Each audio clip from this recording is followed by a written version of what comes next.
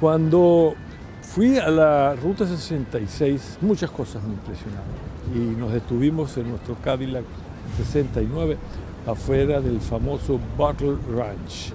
Ahí nos encontramos este personaje que por segunda generación se ha dedicado a recoger botellas y a vivir la vida a su manera y no tiene prisa, no tiene estrés, no tiene preocupación.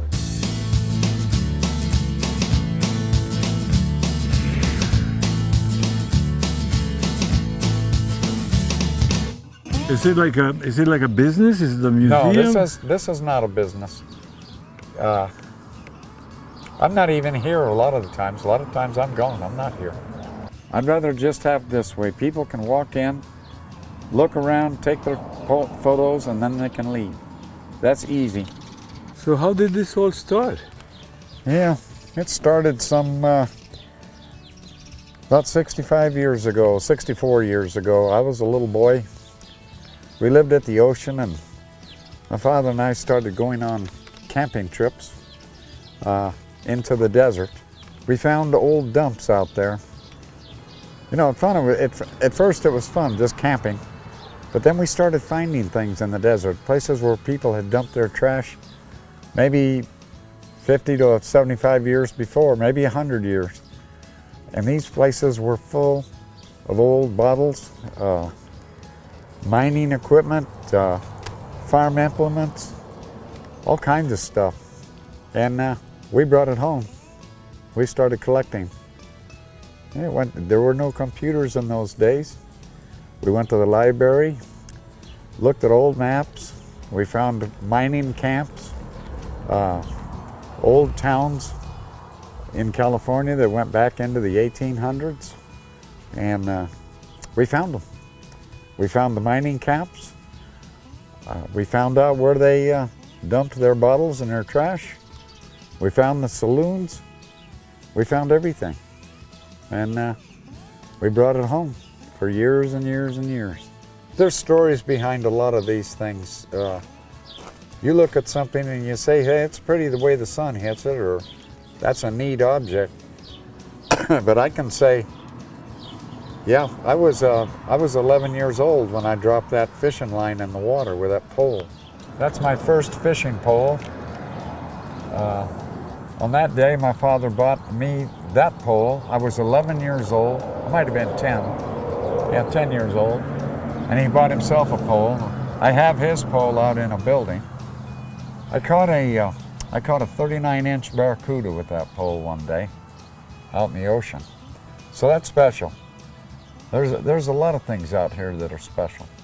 Well, you did that on purpose? Yeah. Well, it's adjustable to the sun. Okay. If the sun was over here, I could turn it all the way around. Turn it more? See? Like that? Yeah. Like that. You always have the sun in your face for a photo.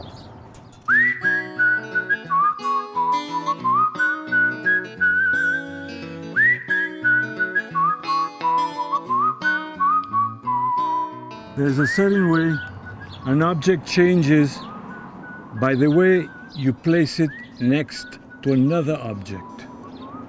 When you make a sculpture with many objects, they change. Yeah. Well, for one thing, the bottles are in contrast of each other. The different colors. It is the difference that makes the difference, you see. The same thing with people. If you get a room full of people, the different people that are different nationalities or languages, that's a contrast. And that's what makes it beautiful. Everything is that way. Bottles, pipes, people, everything is that way. How long you want to continue doing this for? Oh, as long as I can. I need to get out of here pretty soon for a while. It'll probably be the last chance I have for some time to come. When I know people are coming in groups, I'll usually stick around for them. The groups be coming from Spain, Germany. They come from all over the world. Switzerland. Motorcycle goes France. What do you remember about Route 66? Well, when I was a kid in the early 50s, There was only two ways to come up into the desert. One of them was Route 66, and the other way was the Highway 14 through Palmdale. And my father and I used both routes to come up here. Sometimes we took Route 66, and sometimes we took that other highway near Palmdale. They were still working on freeways, building them, as late as 1959. I can remember going through the Cajon Pass above San Bernardino, and they were still, they had earth movers up on top of that mountain pushing earth. I was driving on Route 66, and I could look up the hill and see the machinery working in the dirt. That was 1959, and Route 66 died. When the freeways were completed, they went for traveling fast. The freeways passed all the little towns, and the little towns died. These little towns sprung up because there was a road going through them with lots of people. They had little grocery stores. They built the schools and the churches.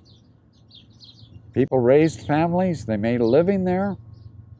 And when they built the freeways, the little towns died. The people eventually moved away. Why do people come back and visit Route 66? There's a lot of history here. I've been all over the place. I've been out of state looking for more things.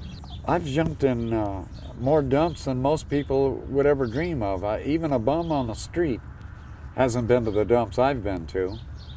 I pulled an old rifle stock out of a dipsty dumpster, a trash barrel, on a Marine Corps base in 1965, and I picked up a busted M14 rifle stock. I've still got it.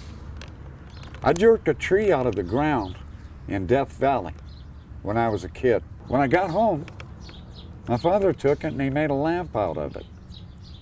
I still have it to this day. It's in the house. Out of the root system, he made the top portion of a lamp. It's beautiful.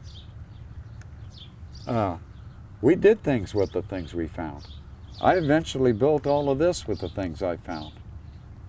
So this is representative of a lot of years and a lot of places. How come your kids are not involved in it as much as you were with your dad? Well, I have three sons. The youngest one got married about 3 years ago, and he's with his wife. The other two just got married in the last year. The old men, I call them. They just got married, so they're almost newlyweds. I have one son. He plans on coming here once I'm gone. That's his plan, and he's married too. I don't see how he could do it. That son is only 39 years old. But he says he's going to. He's told everybody he's coming here someday. But none of those guys ever liked to work like I did. I've always worked. I worked real hard when I was young. Works on computers and things. I don't understand computers and all that. That's beyond me. I'd rather go outside and dig a hole. And find some bugs. Yeah, do something. Yeah. Do you have I was very fortunate. I was able to do what I wanted to do my whole life. It was a marital agreement. I met this girl when she was about 19, and we eventually got married. But I had to talk her into it. And I told her, I said, you know, I'm like a live wire. You don't know what you're getting yourself into.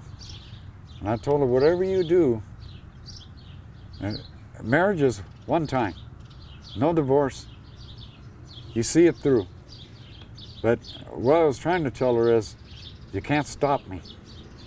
If I want to go here or if I want to do that, you have to let me. Do not get in my way.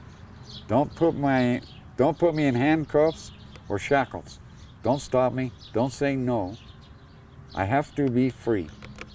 When she met me, I was living in my van. I lived in a van up here in the desert for 2 years. I had a good job. I'd work all day, take a shower at work, and I'd go to my van, and go find a place to camp for the night. I'd wake up in the morning, go back to work. And when she met me, that's where I was. I was in my van. And I told her, I'm free, I can do anything I want to do, and if we get married, I want to stay free. I always have to be free. So do not interfere. And she never did. I've been very fortunate. What would you like to tell people from all around the world about your ranch, about your trees, about your life? What would be the concluding message for everybody? Your life is the things you remember in life. For me, they're marked in time. For example, maybe when you were 16, they came out with a good song, music. So you always think of that, when that song is played today, 50 years later, you hear the song, and you say, yes, I remember. I was in a 1959 Chevy, and I had my foot to the floor, and I was going to a dance. You remember that when that song's playing. You make a road, and you walk on it. That's what I did. I've been walking on my own road for just about my whole life.